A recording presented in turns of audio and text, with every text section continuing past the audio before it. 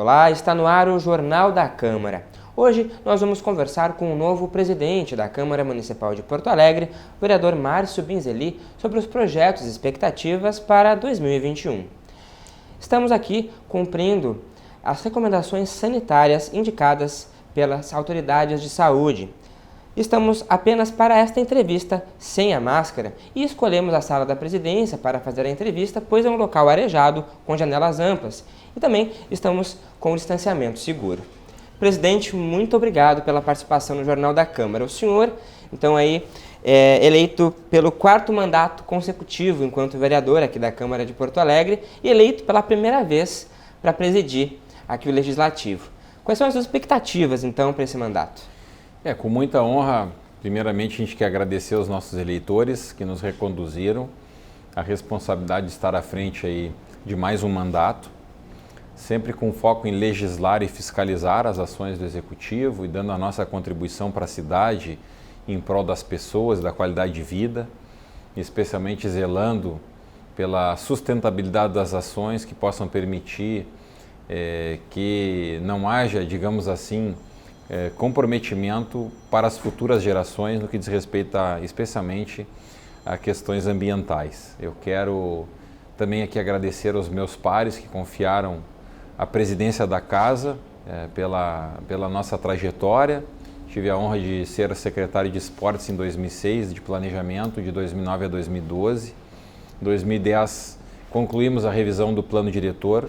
Um dos desafios que nós devemos iniciar o debate justamente é a revisão do Plano Diretor de Desenvolvimento Urbano e Ambiental da cidade. Pelo prazo legal, ele já deveria ter sido inclusive concluído, porque o normativo traz a obrigatoriedade da revisão de 10 em 10 anos, mas com a pandemia não foi possível e a gente sabe que esse não é um debate que se encerra em um ano. Provavelmente nós teremos aí talvez 2 ou 3 anos de várias audiências públicas nas 8 regiões de planejamento, a contribuição do Fórum de Entidades, contribuição da sociedade civil organizada. Então esse é um desafio que a gente espera que possa ser iniciado com agora o advento da vacina. Essa é uma pauta que ela precisa de, digamos assim, de um embate presencial, né, de debates, de olho no olho, enfim. Mas, se necessário for, nós vamos iniciar também de maneira remota. Eu acho que, primeiramente, o nosso desafio é garantir segurança ao trabalho.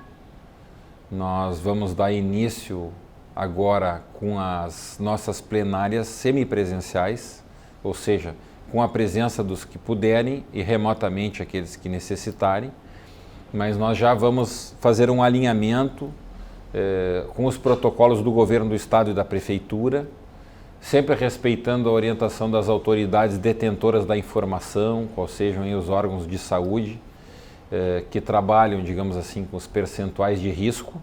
Então a Câmara vai estar aí alinhada com estas ações, primando pela segurança dos seus servidores, daqueles que visitam a casa, mas sem prejuízo dos trabalhos em prol da sociedade. Eu acho que a vida em primeiro lugar, mas também nós precisamos ter um trabalho paralelo que possa permitir o desenvolvimento econômico também da cidade e nós estaremos trabalhando também nesse sentido. Fico muito feliz aí de poder estar dando a nossa contribuição pelo acúmulo que a gente conseguiu, digamos assim, construir ao longo desses 4 mandatos. Na verdade, eu assumi o primeiro mandato como suplente em 2005, considero já que estou há 16 anos na vida pública. Bastante coisa foi feita, mas muito ainda precisa ser realizado. E a nossa expectativa é que a vacina possa transformar essa nova realidade e melhorar, digamos assim, o entusiasmo e a empolgação das pessoas em prol de um retorno à vida normal ou mais próximo do normal possível. O senhor pode aí destacar, antecipar prioridades do seu mandato aqui enquanto presidente da Câmara. Falou aí de sustentabilidade, falou sobre a questão do plano diretor, que é muito importante, que há anos vem sendo discutida aqui na Câmara e de fato não tem sido feito, né, durante todo esse tempo. E com relação à pandemia, presidente, de que forma a Câmara Municipal pode contribuir para o enfrentamento da pandemia aqui na capital? Eu acredito que um primeiro movimento que se estabeleceu até ele foi, digamos assim, antes da própria pandemia, né, que se colocou na agenda positiva da contribuição do Legislativo para com a cidade o projeto de lei das emendas impositivas. E um gravame foi feito para que 50% desse valor fosse destinado para a saúde. Então eu acredito assim que nós temos um carimbo no orçamento que é orientado, digamos assim, pela vontade daqueles que elegeram os vereadores, de que em torno de 20 milhões de reais deverá ser revertido para a saúde de Porto Alegre.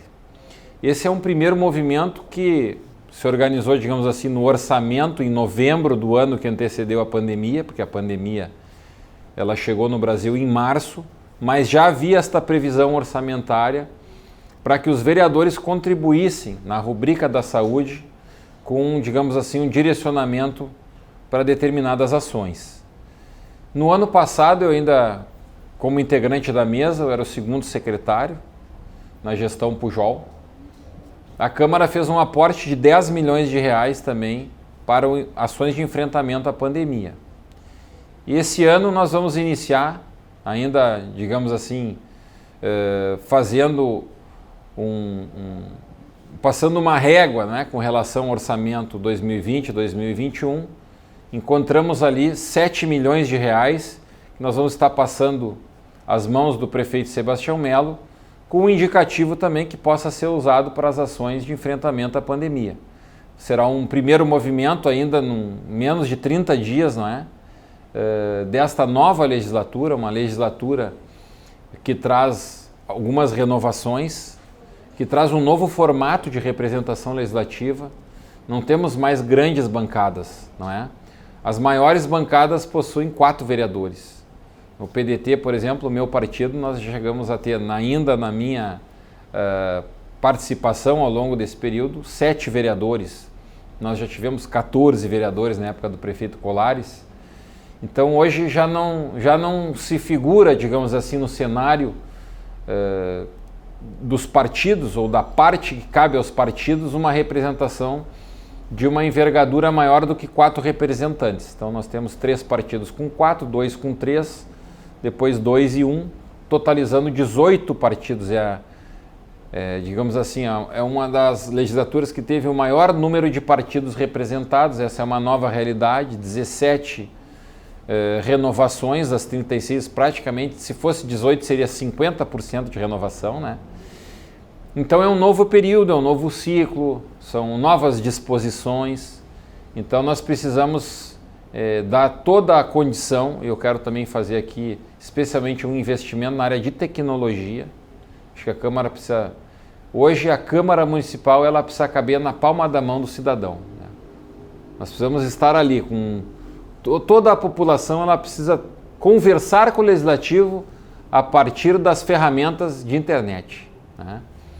Nós precisamos deixar de lado um pouco o papel, né, a tramitação física, e nós precisamos adequar, modernizar o processo legislativo para dialogar com a sociedade, colher contribuições, críticas também, para que a gente possa trabalhar com a realidade do sentimento das pessoas com relação à ação legislativa. Eu acho que a democracia ela cresce e ela se fortalece através de um legislativo imponente, propositivo, altivo, que se estabeleça dentro de um diálogo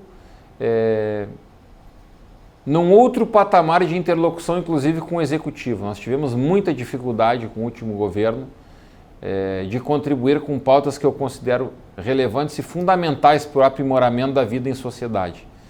E o Poder Legislativo, então, nós precisamos desses investimentos e nós precisamos colocar, o nosso desafio vai ser colocar a Câmara na palma da mão, né, no celular, no computador, digitalizarmos os processos aqui. Esse vai ser um desafio que nós vamos estar enfrentando também.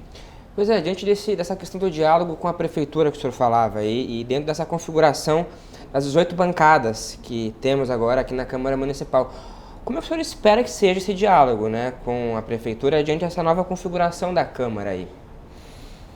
Olha, eu acredito que através das comissões permanentes, né, que estarão enfrentando pautas específicas, nós já estamos aí, digamos, com um primeiro assunto, que é o transporte coletivo, já batendo na porta, em função aí da previsão de revisão tarifária para fevereiro. Então, eu tenho certeza que a Câmara, pela sua pluralidade, pela qualidade dos vereadores eleitos, vai poder contribuir sim. Nós temos todo um relacionamento que se estabeleceu com o prefeito, que aproxima muito a relação do Legislativo com o Executivo, porque nós temos um prefeito ex-vereador, né? Nós temos um prefeito ex-presidente da casa, nós temos um prefeito ex-prefeito e um prefeito que nos conhece a muitos aqui, não é? Mesmo os novos vereadores, porque é uma pessoa que vem de uma caminhada, né, de uma representação classista, também sou colega advogado aí do prefeito Sebastião Melo, e a gente está muito esperançoso, até pelo respeito que ele demonstra ao vir aqui já na primeira semana, dialogando com o Legislativo, conversando inclusive com as bancadas de oposição, porque aqui todos nós queremos o bem da cidade. Claro que sobre diferentes pontos de vista, mas aqueles que estão aqui eleitos convergem para o bem comum, né? Acertando ou errando, a intenção sempre será a melhor intenção. Assim a gente acredita, não é? Temos a nossa convicção nesse sentido. E o mesmo vale para o Poder Executivo.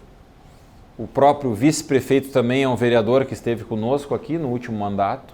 Então nós acreditamos muito que nós vamos poder afinar o violão com a gaita, né? Independente, digamos assim, da cor partidária, de maneira institucional, nós criarmos uma relação ganha-ganha, né? Ganha a cidade, ganha a prefeitura, ganha a Câmara, ganha o cidadão, ganha a qualidade de vida, ganha os espaços urbanos de uso coletivo. Nós queremos fazer um debate positivo, né? Pelo sim, porque o não nós já temos, né? Então nós estaremos trabalhando nesse sentido. Dormindo pouco, acordando cedo, dormindo tarde, trabalhando muito, sempre de peito estufado, de cabeça erguida, com brilho no olho, tentando dar a nossa contribuição da melhor maneira possível. E assim nós enfrentaremos essa pandemia, as portas que se fecharam, o desemprego, não é? As incompreensões, as perdas. Muitas pessoas perderam seus amigos, seus familiares. Nós temos que ter muito respeito. Nós vivemos um ambiente de luto, mas nós precisamos acreditar que é possível mudar essa realidade. E nós estaremos fazendo a nossa parte, dando a nossa contribuição. Presidente, com relação à questão ambiental, teria como, durante esse seu mandato, haver uma preocupação sua com relação exclusivamente ali ao Arroio Dilúvio, às águas do Guaíba? Tem alguma coisa nesse sentido também que o presidente da Câmara possa estar trabalhando também? Eu já protocolei um pedido de criação de uma frente parlamentar em favor das águas de Porto Alegre. Eu acredito que é inadmissível que a gente possa viver, né, e permanecer com esta realidade. Infelizmente, nós precisamos fazer um grande trabalho de educação, né? Porque todo esse lixo que se vê sendo retirado do Arroio Dilúvio, ele é colocado por mãos humanas, não é? E a questão da balneabilidade das águas é algo que esteve presente nas gerações que nos antecederam, né? Eu tenho fotografias dos meus pais ali se banhando na Pedra Redonda, aqui em Porto Alegre, numa região hoje que hoje as águas estão poluídas, não é? Então eu acho que nós temos que trabalhar incessantemente pela busca da limpeza dos nossos efluentes, da questão aí da busca pela balneabilidade do Guaíba, talvez até se estabelecendo ali na língua negra, né, que é como é mal falado aqui essa parte aqui onde o Arroio Dilúvio encontra o Guaíba, não é? Fazer um trabalho ali de despoluição que nos permita até o projeto da instalação da marina, que seria o ponto mais adequado ali, mas não é possível se colocar uma marina onde a água mais se encontra poluída, digamos assim, porque a marina ela fecha, digamos assim, a fluidez das águas e pioraria ainda mais a condição de poluição das águas daquela região ali, daquele entorno ali, da territorialidade ali onde se encontram o dilúvio com o Guaíba. Mas eu quero assim estabelecer um diálogo que possa nos permitir melhorias na interlocução da cidade com as águas. Nós temos mais de 70 quilômetros de orla, Nós precisamos virar de frente para o Guaíba. A cidade esteve por muitos anos de costa para o rio. Nós precisamos nos reencontrar. Eu estive conversando com o secretário Schirmer essa semana, ele nos fez uma visita aqui, ele foi um defensor durante a campanha dele da derrubada do muro. Talvez não derrube o muro, mas já diminuindo ele pela metade, deixando em 1,20 ali, não sei, né? A gente possa também se reencontrar com uma parte tão nobre do centro histórico da nossa cidade. Eu acho que a história do centro se confunde com a história da cidade. Nós precisamos fazer um remodelamento ali, daquele encontro ali, das docas, né, do porto, do cais do porto. São infindáveis discussões e reuniões que não avançam, anos ali, 40 anos, e aquilo ali não tem um banheiro, não tem um terminal turístico hidroviário adequado, né? O catamarã está numa ponta, o cisne branco na outra, o pessoal que vai na ilha do União ali numa ponta, tudo meio desorganizado, aquele mato alto. Então nós precisamos revitalizar aquele espaço ali, né? Outras cidades mundo afora já fizeram assim, Buenos Aires, né, o Puerto Madeiro, Lisboa, enfim. Nós precisamos nos reencontrar com as águas, com as proximidades das margens, porque é muita beleza e pouca atenção, menos atenção do que deveria.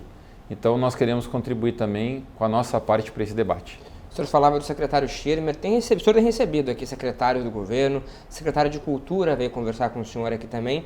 E como o senhor enxerga, né, a questão da cultura favorecer os espaços públicos que nós temos aqui na cidade, né, artes públicas que nós temos aqui na cidade, e de que maneira isso pode dialogar com a revisão do plano diretor e fortalecer o próprio turismo aqui na cidade? Com certeza nós precisamos também preservar o nosso patrimônio cultural edificado. A gente conversou com o secretário da Cultura aqui, o pessoal até nos oficiou com relação aí a questão da reforma administrativa, que movimentou algumas questões ali relativas à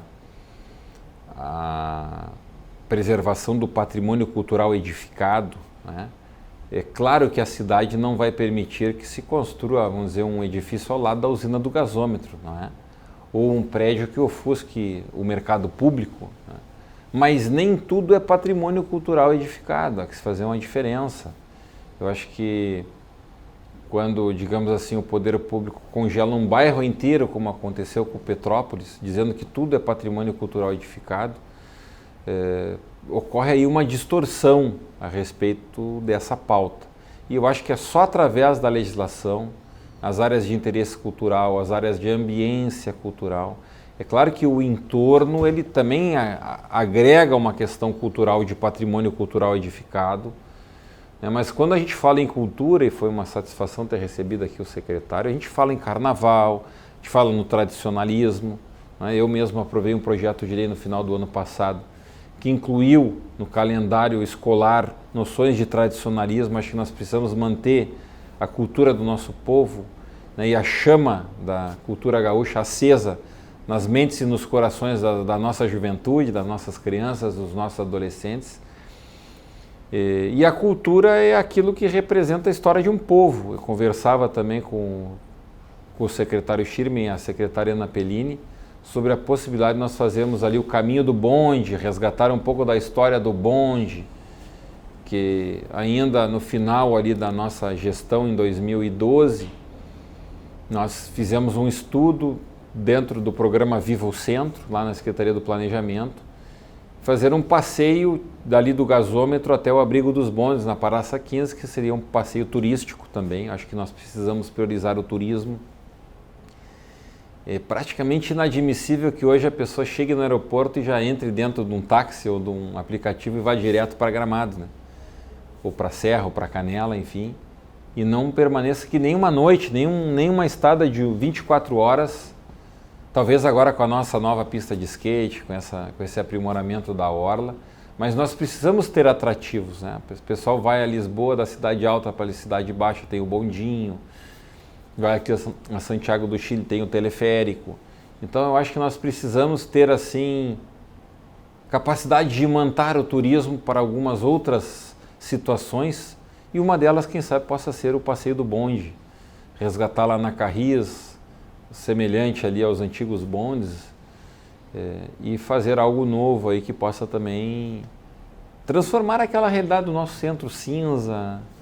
A nossa entrada da cidade é uma entrada que eu não considero bonita. Lá pelo lado do Laçador, ainda assim, né? Eu acho que fala também um pouquinho da nossa origem, o Laçador como a identidade na entrada no cartão postal da cidade. Fala um pouquinho também dessa questão da cultura, da tradição do nosso povo, do chimarrão, do churrasco, um fogo de chão, uma conversa em torno de uma cuia de mate, até prejudicada pela pandemia. Mas essa é a nossa impressão, né? E através da legislação nós vamos estar dando a nossa contribuição. Tá certo, presidente. Muito obrigado pela entrevista, uma boa gestão. Muito obrigado. Forte abraço, um bom ano e que possamos vencer essa pandemia e que com a vacina tudo se reestabeleça. Muito obrigado. O Jornal da Câmara de hoje fica por aqui. Não esqueça que você pode acompanhar estas e outras produções da TV Câmara por meio das redes sociais e também do site da Câmara de Vereadores de Porto Alegre. Até a próxima edição.